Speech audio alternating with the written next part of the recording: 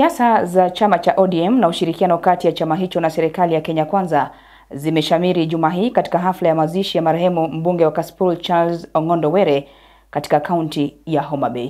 Nick Nabangi na kina cha taarifa.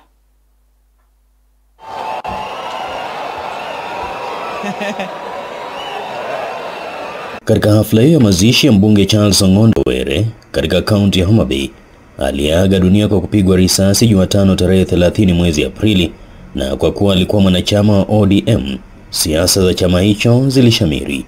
Mwanzo, katibu mkuu Edwin Sifuna akisema jukumu lake ni kutoa kauli inayoashiria msimamo wa chama.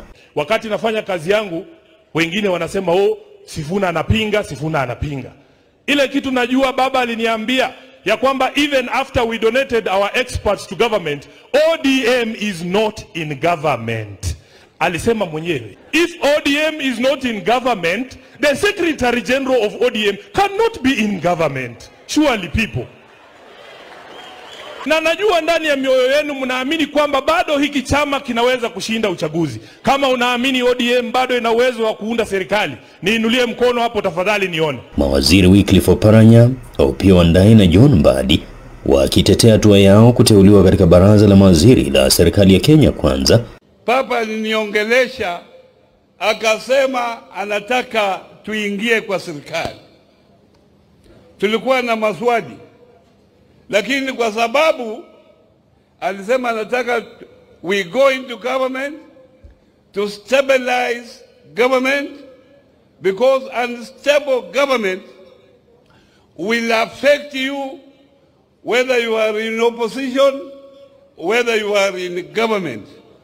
Kenyans, we want a stable government. And the reason why I'm putting a lot of effort to reform this economy, Baba, I found this economy in bad shape. Si mchezo, ilikuwa mbaya. Apart from being patriotic, I wanted to demonstrate to the whole world that if Raila Odinga became the president, these are the people he would have gone with to the government, and this is what they would have done. The reality is that there is only one government of the Republic of Kenya. And there is only one cabinet of the government of the Republic of Kenya.